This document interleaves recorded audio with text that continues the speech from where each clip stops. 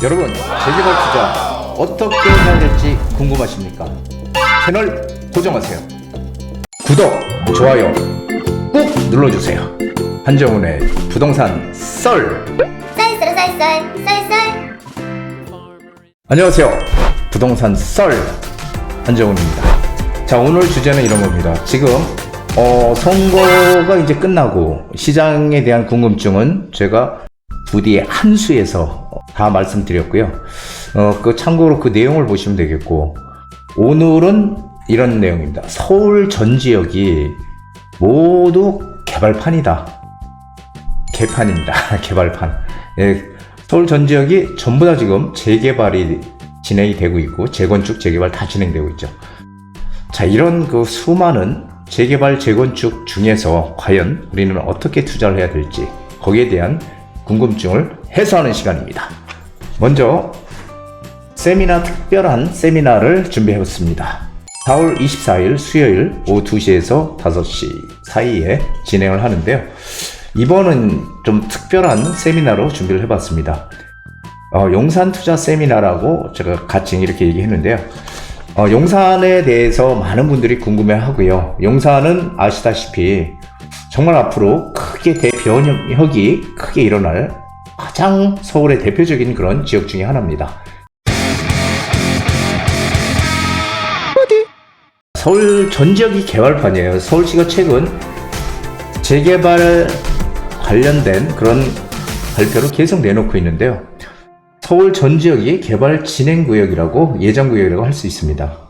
근데 재밌는 게요, 서울시 지도를 가만히 이렇게 놓고 보면은 거기다 점을 촥촥촥 찍어 보잖아요. 그러면은 서울 25개구 전역이 개발이 안 하는 데가 없어. 전부 다 뭐 재개발이든 모아타운이든 신속통합계획이든 역세권 개발이든, 또 한쪽에서는 재건축도 진행을 하고 전부 다 진행을 하고 있습니다. 자, 이럴 때 우리가 정말 냉정하게 어떻게 해야 될까요? 이렇게 많은 지역들이 있는데, 이런 많은 지역들을 우리가 아무데나 들어가도 다 이익을 과거처럼 얻을 수 있을까요? 여기에 대한 현명한 투자 방법을 얘기하는 시간 준비했습니다. 자, 이런 기사들이 지금 많이 나오고 있죠. 서울시 재개발 재건축 전방위 지원 나섰다. 전방위 지원. 정부에서도 지금 재개발 재건축을 어떻게든지 활성화시키려고 하고 있고요. 왜? 공급 때문에 그렇습니다. 공급이 상당히 부족하다. 그리고 아시다시피 우리가 한 2년 동안 공급이 상당히 많이 줄였죠. 인허가 물량, 착공 물량 완전히 줄었잖아요. 그러다 보니까 가뜩이나 공급이 부족한데, 앞으로 몇 년 동안, 몇 년, 2, 3년만 있으면은 그때는 정말 이 상태로 가다간 공급 부족으로 집값 폭등이 일어날 가능성이 크다. 정부에서 인식을 강하게 하고 있잖아요. 거기에 서울시가 덩달아서 더 지금 전방위 지원을 나섰다는 얘기입니다. 자, 서울시 재개발 입안 동의를 50%로 완화, 고도지구 전면 개편. 이거 아시죠? 고도지구 전면 개편하면 어디가 생각나죠? 용산이죠, 용산. 용산의 그 후암동, 너무도 유명한 동네죠, 후암동. 후암동이 고도지구가 개편이 되면은, 후암동이 고도지구 때문에 이쪽 특히 후암동도 동쪽 후암동, 서울역에 붙어있는 서쪽 후암동이 있는데요. 서쪽 후암동은 이미 특별계획구역으로 다 개발계획이 잡혀있는 곳이고요. 동쪽 후암동은 본래 남산 고도 제한의 영향을 가장 강하게 받기 때문에 사실은 층고를 높일 수가 없어서 재개발이 불가능한 지역이었었죠. 자, 그런 데를 지금 조금씩 완화를 시켜주고 있고요. 그리고 지금 이 동호암동조차도 지금 재개발을 추진을 하고 있습니다. 뭐 신속통합계획이니 뭐니. 자, 그런데 고도지구가 전면 개편이 된다면 어떻게 될까요? 좀 더 높은 층고로 갈 수 있겠죠.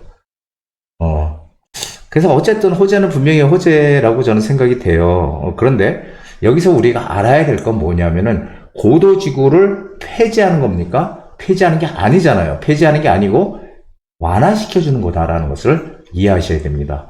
완화시켜준다는 의미는, 우리가 보통 재개발을 하든 재건축을 하든 아파트 질 때 최소한 25층 이상 짓잖아요. 뭐 35층.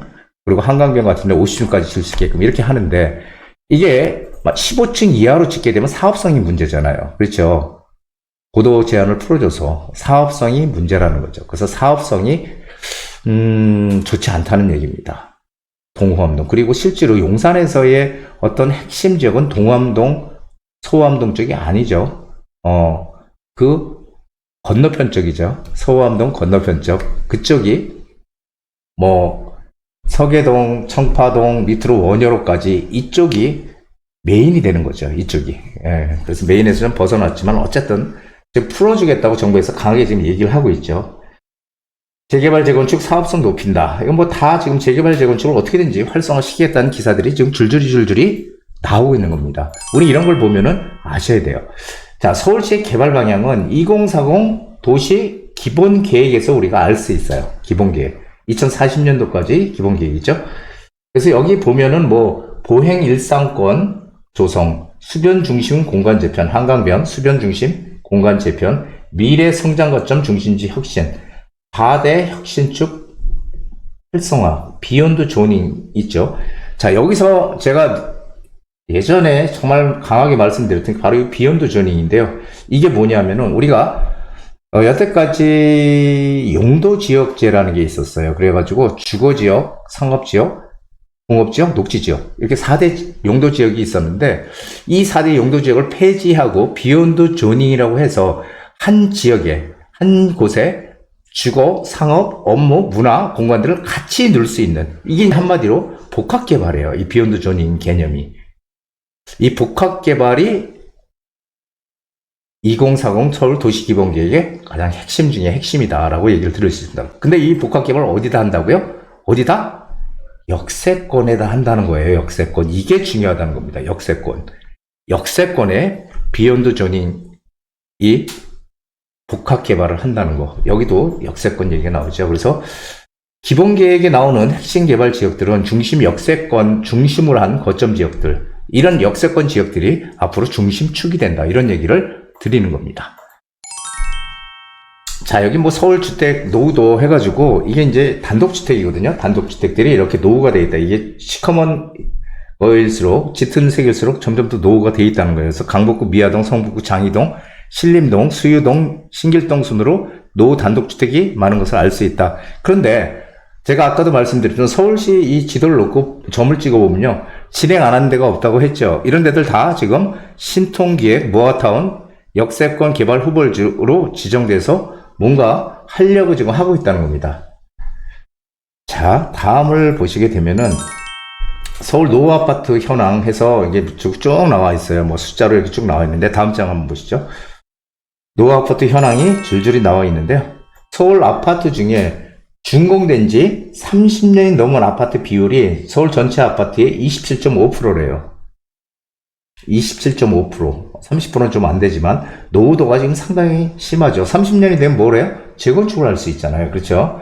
그래서 이미 재건축을 해야 되는 아파트가 27.5%로 집계가 됐다. 그래서 노원구, 도봉구, 강남구, 양천구 순으로 비중이 높았다라는 거고요. 여기도 역시 마찬가지로 아파트, 아까 단독주택도 그렇지만 이 아파트도 모든 지역이 지금 재건축을 추진하고 있는 곳들이 대다수입니다. 왜 그러냐면은 늘 제가 말씀드렸듯이 서울 같은 경우에 중심 도시, 구도심이죠. 구도심은 이미 집이 다 지어져 있잖아요. 그렇기 때문에 그 낡은 집들을 어떻게 없앨 수가 없잖아. 낡은 집, 그리고 빈 땅이 없으니까 결국은 공급을 새롭게 할 수 있는 방법은 기존에 있는 낡은 집을 부숴서 새 집을 짓는 방법밖에 없지요. 이것이 바로 재개발과 재건축이잖아요. 그렇죠? 땅이 없다는 게 문제예요. 그래서 서울에 지금 이 공급되는 신규 아파트가 한 48,000 가구, 매년 한 48,000여 가구가 공급이 돼야 되는데, 아시다시피 서울의 주택 공급량이 지금 엄청나게 줄어 있다는 겁니다. 아파트 공급량이. 그러다 보니까 올해도 한 24,000 가구, 올해 한 14,000 가구죠. 14,000 가구 정도가 올해 이제 들어올 예정이고요.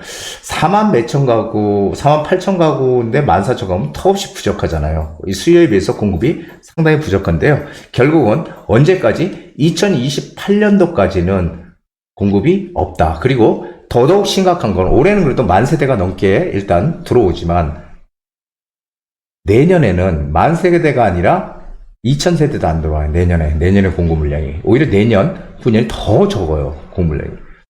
자, 이것을 지금 어떻게든지 이런 공급 부족의 위기를 타파하려고 하는 게 지금 정부의 재개발, 재건축 활성화로 지금 나오고 있는 것입니다. 자, 서울 내의 양질의 주거 공급. 지금 계속해서 이 재개발, 재건축에 관한 얘기들이, 완화하겠다는 얘기들이 계속 나오고 있는데요. 서울시 신속통합기획, 모아타운, 역세권 개발. 근데 항상 지금 이 중에서 핵심이 뭐냐면은 바로 이 역세권 개발이 가장 큰 축으로 자리 잡고 있다는 겁니다. 선진국들이 전부 진행하고 있는 게 역세권 고밀도 복합 개발이에요. 이걸 우리가 그대로 받아들여와서 우리도 같이 진행을 하는 겁니다. 컴팩시티라고도 하고 압축도시, 한 도시에 여러 가지 기능을 다 같이 넣는 거죠. 예전에는 주거 지역에는 주거 용도에 필요한 것들만 들어와라. 상업 지역에는 상업 용도에 필요한 것들만 들어오게 돼 있지만 그것을 이제는 하나로 복합 개발해서 넣겠다라는 것입니다. 그게 바로 이 역세권 고밀도 개발이에요. 그러니까 결론은 지금 이 재개발 중에서 가장 핵이 역세권 고밀도 개발이라는 거죠. 그리고 역세권 지역에서 개발을 하게 되면 종상향을 2단계의 종상향을 시켜준다는 거예요. 그리고 우리가 살고 있는 지역이 2종 일반 주거지역이나 3종 일반 주거지역이거든요. 그러면 2종 일반 주거지역 용적률이 서울시에서 허용하는 용적률 200%입니다. 그러면 역세권 같으면 2단계를 상향시켜주면은 어떻게 돼요? 2종에서 3종, 그 다음에 준주거지역이거든요. 용적률이 이렇게 2단계씩이나 확대를 시켜서 해주겠다라고 지금 하고 있는 겁니다. 어디를 중심으로? 역세권을 중심으로. 그래서 역세권 활성화 기준 방안해서 이것도 4월 11일 날 나온 보도자료인데요. 서울시의 역세권 활성화, 역세권 개발과 이 역세권 활성화 사업 비슷하지만 조금 다릅니다. 그래서 이건 뭐냐면은 이 간선도로면 노선형 상업지역 대상 확대, 노선형 상업지역 이런 거야. 주거와 상업이 혼재되어 있는 지역, 주거와 상업이 혼재되어 있는 지역을 개발할 때 용적률 추가로 인센티브를 주겠다. 결국은 뭐예요? 역세권의 고밀도로 개발하기 위해서 이런 것들이 섞여 있는 상업지역과 주거지역이 섞여 있는 데들까지 같이 개발을 해주겠다. 포인트는 결국 역세권에 지금 방점이 찍혀 있다는 겁니다. 그래서 종상향의 혜택을 어디서 받는다? 역세권에서 받는다. 역세권. 그리고 이 주요 지역의 역세권들은 지금은 낡은 동네로 자리를 잡고 있을지 모르지만 시간이 지나면 이런 지역들이 환경, 교통, 주거 여건, 그리고 문화 공간, 업무 공간까지 같이 더불어 상존하는 그런 주거의 핵심 지역으로 자리 잡을 거다. 이런 얘기 여기 지금 나와 있는 거죠. 자, 역세권의 범위 간단하게 한번 알아볼게요. 자, 이제 역세권의 중요성에 대해서 정말 많이 얘기를 드렸죠. 역세권은 용적률을 500%에서 1000%까지 받을 수 있기 때문에 사업성이 상당히 뛰어납니다. 그렇죠? 사업성이 뛰어나요. 그러니까 역세권 개발을 전부 다 추진을 하면 좋은데, 자, 역세권이라는 거는 이 승강장이 있죠? 이 승강장에서 직선거리로 250m까지를 1차 역세권이라고 하고요. 250m에서 500m까지를 2차 역세권이라고 합니다. 500m까지를. 근데 지금은 한시적으로 1차 역세권이 250m인데 그 범위를 350m까지 넓혔어요. 350m까지 넓혀서 이 범위를 역세권이라고 일단 얘기를 하고 있습니다. 이 350m 범위 안에만 들어가면은 역세권 중심의 역세권 개발을 할 수 있다는 거죠. 자, 역세권 개발의 장점은 지하철에 따라서, 역에 따라서 용적률 500에서 1000%까지 가능. 사업성이 일단 크다. 제가 앞으로 우리가 재개발, 재건축을 볼 때 여러 가지 속도, 이런 거 진행 속도나 사업성을 봐야 되지만 앞으로 가장 중요한 것이 이 사업성이 될 거다는 얘기를 제가 많이 드렸죠. 이젠 더더욱이나 이 사업성이 중요하다. 정부에서 아무리 빨리빨리 재건축, 재개발 하라고 부추겨도 사업성이 떨어지게 되면은, 사업성이 떨어진다는 건 재건축, 재개발을 못 한다는 의미가 아니고요. 나중에 추가 부담금을 엄청 많이 내야 된다는 거죠. 그러면은 추가 부담금 너무 많으면은 사람들이 동의를 안 하잖아요. 그러니까 사업성이 떨어진다는 거예요. 그러니까 빨리빨리 진행이 안 된다는 거죠. 그러니까 이 사업성이 좋은 쪽을 어떻게든지 선택해서 우리는 들어가야 된다는 얘기를 드리는 겁니다. 자, 용도지역 상향도 법토들이 내서 2단계 종상향까지 가능한 지역입니다. 자, 개발 지금 우리나라 이거 한번 잘 들어보세요. 우리나라에는 특히 구도심은 개발할 수 땅은 이제 없죠. 그리고 사람들이 많이 모이는 그런 곳은 어디예요? 그런 곳이 바로 이제 양질의 일자리가 많거나 그리고 인프라가 잘 갖춰져 있는 이런 지역들, 이런 역세권 지역은 어떻게 해요? 고밀도로 높게 올려서 용적률을 높여줘서 개발할 수밖에 없다는 겁니다. 한정이 돼 있기 때문에 땅이.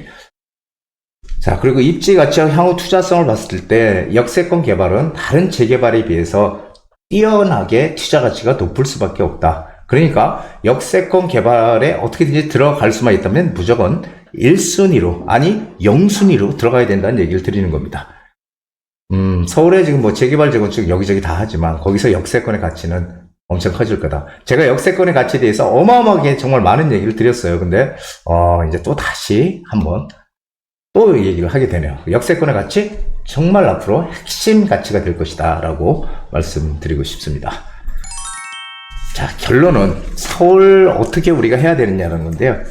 자, 이제까지 제가 재개발 시장에 쭉 오랫동안 있어 보니까 제가 이제 느낀 걸 한번 말씀드려 볼게요. 이때까지 재개발은요, 노후조나 뭐 이런 접도율이나 이런 재개발에 필요한 요건들을 맞는 지역들, 그런 지역, 물론 이제 노후도가 가장 중요하지만 그 열악한 이런 지역들, 외곽이든 중심이든 이런 지역에 내 돈을 적게 들여서 최소한의 돈을 가지고 투자를 했을 때 이게 그 재개발이 진행이 되면서, 재개발은 단계가 많잖아요. 그러니까 우리가 끝까지 지어질 때까지 10년이고 20년 후까지 가져가는 게 아니고 그 단계마다 가격이 오르니까 어느 순간에 우리가 팔 수가 있거든요. 그래서 외곽이든 중심이든 재개발의 어떤 움직임이 진행되는 단계마다 가격이 오르니까 그때 매도를 하고 프리미엄을 내가 챙겨서 재산 증식을 할 수가 있었습니다. 외곽이든 뭐 상관없었어요. 무조건 재개발만 진행되면은 프리미엄이 붙으니까 팔고 나오면 됐었어요. 그런데 이제 앞으로 양상은 완전히 틀려질 거라는 거죠. 최근에 뭐 아시다시피 인건비나 뭐 건축비, 그렇죠, 자재비 뭐 다 올랐잖아요. 이런 것들이 다 올라져서 올라오면 어떻게 분양가도 같이 따라오르는 거잖아요. 분양가가 따라오르니까 이게 사업성이 문제가 생기니까 빨리빨리 진행들이 잘 안 되고 있는 거잖아요, 지금. 그렇죠. 그렇기 때문에 근데 우리가 가만히 생각해보면 집값이 떨어질까 이런 얘기들 하는 사람들이 항상 어느 때마다 존재를 하는데요. 그분들이 항상 생각해봐야 될 게 뭐냐면 땅, 토지 비용, 그 다음에 인건비, 그 다음에 건축비, 이런 것들이 떨어진 적이 있습니까? 없어. 계속 오르면 올랐지. 철근 콘크리트 값이 어떻게 떨어져요? 계속 오르면 올랐지. 우리 수입해 오는데. 그렇죠. 그렇기 때문에 이런 것들은 절대 내릴 수가 없고 오히려 올라간다는 거예요. 그러면은 이제 어떻게 돼요? 앞으로도 이 재개발 투자는요, 이제는 과거와 같이 외곽 지방 어디, 외곽에 아무데나 재개발이 진행되는데 투자해서 그게 진행이 어느 정도 가시화되면서 가격이 올라서 우리가 팔고 나올 수 있는 그런 투자가 예전에는 가능했다면 향후에는 그것이 불가능하다는 것입니다. 왜냐하면은 앞으로 재개발 투자는 양극화가 점점 심해질 것이다. 재건축도 역시 마찬가지인데요. 그렇게 되면은 결국은 높은 분양가에도 사람들이 사줄 수 있는 이런 곳을 우리가 투자를 해야 된다는 거예요. 양파가 커지기 때문에. 그런 지역들은 결국은 입지 가치가 상당히 좋은 곳들이어야 될 것이다. 그래야지 높은 분양가로 우리가 분양가로 내놓더라도 그것을 사줄 사람들이 있잖아요. 사줄 사람들이 고액이라도 그런 곳들, 즉 이런 곳들을 앞으로 이렇게 될 곳들, 이런 곳을 재개발은 미리 선점해서 우리가 투자를 하는 겁니다. 재건축 투자도 역시 마찬가지죠. 재건축도 사업성이 좋은, 입지 좋은 그런 지역들의 재건축을 사야 되는데 그런 지역은 이미 가격이 너무 많이 높다는 거죠. 그렇기 때문에 우리가 투자를 하기가 어려운 거고요. 재개발은 그렇게 바뀔 수 있는 지역들이 지금 아직도 존재하고 있다는 게 우리한테는 희망을 주는 것입니다. 자, 오늘 부동산 썰 여러분들 궁금증 많이 풀으셨나요? 오늘 여기까지 합니다. 한정훈의 부동산 DJ에서는 여러분들의 고민을 기다립니다. 영상을 보시고 투자에 관심 있으신 분은 지금 바로 연락 주시기 바랍니다.